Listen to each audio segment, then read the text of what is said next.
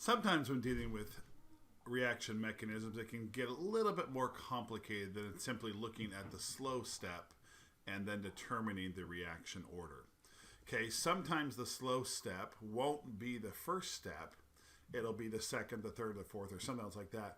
Okay, and it might even contain an intermediate. And if it contains an intermediate, what you have to do is you have to go to the previous step and use that fast equilibrium step that will come before that slow step, and then you're going to solve it. Basically, you're going to replace that intermediate with whatever's on the other side. Okay, let me give you an example of this. So in the overall reaction here, A plus B makes C and D. Okay, we can see that the slow step is the second step. So theoretically, our rate law should be rate equals K times the concentration of Q times the concentration of B. But because when you have an intermediate, that intermediate gets formed right away and then gets used up right away. The concentration of the intermediate is always really, really low because it appears and then immediately will react with, in this case, B to form C and D. So the intermediate concentration is always a really, really low number. And really, again, because it's an intermediate and we don't include intermediates in overall rate laws, then we have to do this second step where we basically have to come back to this other equation, because when you're at equilibrium, we're going to learn more about this later on. Equilibrium tells us that the rate of the forward reaction and the rate of the reverse reaction are equal to each other. So basically, you've got the forward reaction. I'm looking at the fast equilibrium step where rate equals K times the concentration of A. And then for the reverse step, rate equals K times the concentration of Q.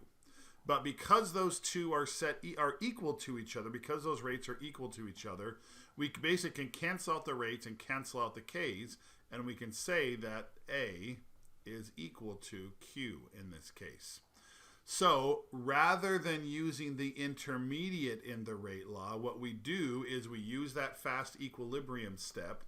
We set the intermediate equal to everything else, whatever's on the reactant side, and then we replace it in our rate law. So notice that our rate law is now rate equals K times A times the concentration of B. Because again, anytime you have an intermediate in your slow step, you have to go back to the previous step, set the two sides equal to each other using the concentrations because the rates are the same, and then take that intermediate out. Okay? And of course, we got to look at some examples of this. So example 4 says a chemical reaction takes place with the following reaction mechanism. So you've got the step 1 is the fast reversible step. Step 2 is the slow step. So again, let's write the overall balanced equation for this reaction. So things that are the same are going to cancel. There's B, our intermediate. So our overall equation is going to be 2A plus C, making 2D in that case. And then the rate law, let's start by just using the slow step. So the rate using the slow step would equal K times the concentration of B times the concentration of C. Okay, and then we just have to check. Oh, wait, nope. B is an intermediate. So I'm going to go back up to that fast reversible step. Remember, if I were to write the rate laws, the rate law for the forward reaction would be rate equals K times the concentration of A squared, right? Because of that 2. And then for the reverse reaction, it would be rate equals K times the concentration of B. So when I set those two sides equal to each other, cancel out the rates and the rate constants, we're going to get B is equal to the concentration of A, again, squared because of that 2. And then where my intermediate is in my rate law, I can replace that and I can put in what it's equal to using the fast equilibrium from above. So I can put A, and again, let me give myself a little more room here, A squared times the concentration of C, would be our overall rate law for that reaction. Okay, next example says to study the kinetics of the reaction, some other reaction. A student runs several trials of the reaction between VB and O2, and then they give us some data. Okay, based on the data, determine the order of the reaction with respect to O2. Justify your answer. So this is kind of going back a little bit here. So let's see. So looking at trials 2 and 3, the concentration of VB remains the same. O2 goes down by half. What does the rate do? Again, remember 6 times 10 to the minus 4th is the same as 0.6. We can go the other way as well. I know I did this in previous videos. 0.6 times 10 to the minus 3rd. So you're going from 1.2 times 10 to the minus 3rd to 0.6 times 10 to the minus 3rd. So it's also going down by half. So O2 is going down by half, so is the rate. Therefore, O2 is first order. And then again, justify that, show that, okay? Or explain it when you justify your answer. In trials 2 and 3, VB stays the same. Concentration of O2 goes down by half, so does the rate, first order. Okay, and then B says, the reaction is known to be first order with respect to VB.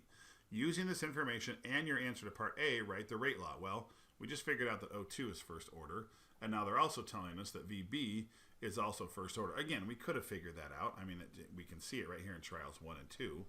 So I think they were probably just trying to save some time.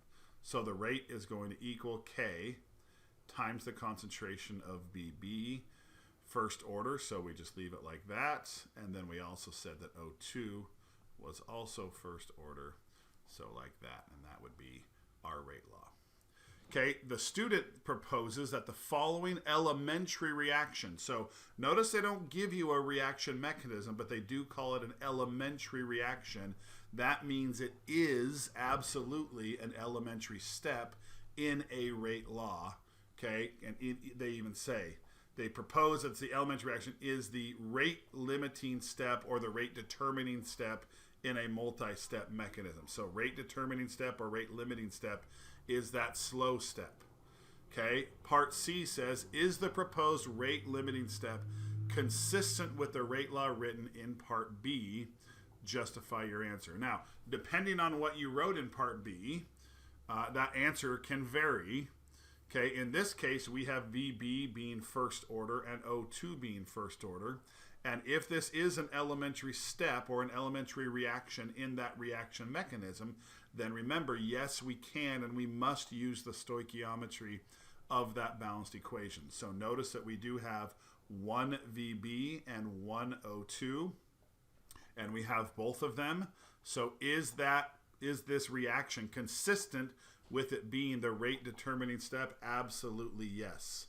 And how would you justify that? You would justify it by saying that both VB and O2 are in the reactants. That's part of it. That they're both there, because if one of them's missing, then it can't be that. It can't be that rate law. Okay, and more importantly, not only are they there, they're in the reactants. The coefficients, okay, reflect the order of each reactant. Would be a great way to say that. Lots of different ways you could say that, though. Okay, so when you're dealing with problems like these, again, usually this one here is pretty rare. It did come up in a recent exam, though. This is from a pretty recent exam. So it's not that rare to go, oh, the slow step comes after step number 1, so I have to go back to the previous step, set the two sides equal to each other. Now, let me give you one more scenario here. What if it was like, what if we went back to this previous step, and in this previous step, I realize it's going to mess up the whole reaction, but let's say we put an E in there. Okay, how does that change our rate law? Well, it changes it a whole bunch, because when we write the rate law for the forward reaction, it's still rate equals K times the concentration of A squared.